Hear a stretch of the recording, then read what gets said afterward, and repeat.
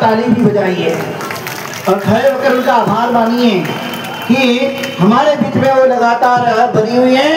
और हम जैसे बोल रहे हैं महाबोधि महाविहार मुक्त होगा, तो एक बार जोरदार नारा दीजिए, महाबोधि महाविहार, महाबोधि महाविहार, महाबोधि महाविहार।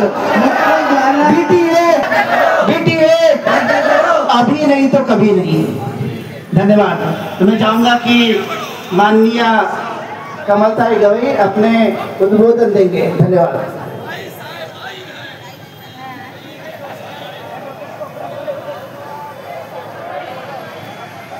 संपूर्ण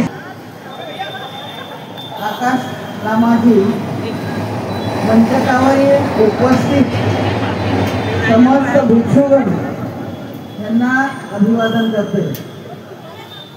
मंचकावरील उपासक उपासिका त्याचबरोबर समोर बसलेले सर्व उपासक उपासिका यांना आशीर्वाद देते।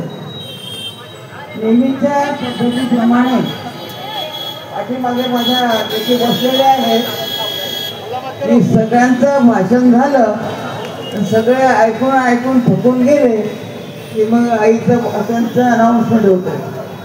इथे तेच झालेलं आहे। परंतु मला असं वाटतं की आपल्यामध्ये जी जिद्द आहे महाबोधी महाविहार मुक्तीची, त्यामुळे आज असं होणार नाही आणि मी आपला जास्त वेळही घेणार नाही। कारण पूज्य आकाशजी लामाजी यांच्यासोबत आपल्याला अखेरपर्यंत काम करायचं असल्यामुळे मी आपला वेळ जास्त घेणार नाही, थोडक्यातच बोलणार आहे आणि आपली जास्त पैसाही पाहणार नाही। आज अनागरिक धम्मपाल यांना सर्वप्रथम अभिवादन करते आणि त्यांनी केलेल्या कामाचं म्हटलेलं आहे, बहुभासती धम्म कायेन पसती। त्यांच्या बाबतीमध्ये बऱ्याचशा नोट्स आणल्या होत्या, वेळ भरात झालेला आहे। आदरणीय अनागरिक धम्मपालजींचं कार्य पुस्तकामध्ये आपण वाचून घेतलेलंच आहे आणि मी जेव्हा भाषण करते तेव्हा मी पुस्तकातनं बोलण्याच्या ऐवजी माझं जीवन कसं घडलेलं आहे त्यावरच मी प्रत्येक वेळी बोलण्याचा प्रयत्न करते।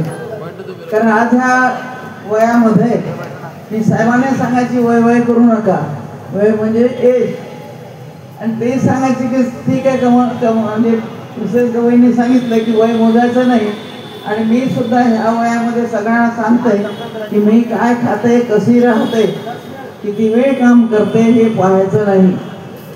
मी माझं काम मोजा आणि त्याप्रमाणे करा। कारण की साहेब गेल्यानंतर 1 वर्ष रडण्यात गेलं, दोन्ही डोळ्यामध्ये अश्रू इतक्या कुठे अजूनही मला तपास नाही लागला की 1 वर्षभर एवढं डोळ्यातून पाणी पडत होतं।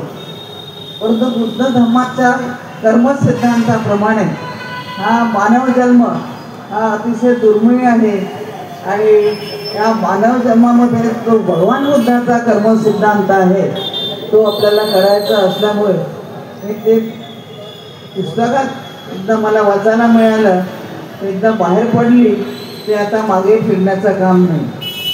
त्यानंतर मुलांची परवानगी घेतली आणि त्यानंतर ती भंतेजींना प्रवचन मागितली होती की काहीतरी मला संसारामध्ये काही स्वारस्य राहिलं नव्हतं आणि पूर्ण वेळ तशी मी जास्तीत जास्त जनतेची सेवा करायची होती, फक्त पाठीमागे राहून पिक्चरमध्ये न राहता जास्तीत जास्त गोरगरिबांची सेवा करायची आणि दादासाहेब गवई यांना सपोर्ट करायचं, हेच एक माझं समर्पण होतं। तर अशामध्ये मंत्रीजींनी सांगितलं की तू शुभ्र वस्त्रामध्ये जास्त काम करू शकते आणि म्हणून तेव्हापासून मी शुभ्र वस्त्रामध्ये करत राहते। आणि माझं एक आहे की लहानपणापासून मला थकना मना आहे आणि साहेबांच्या जीवनात तुम्हाला कल्पना की राजकारणी माणसाचा संसार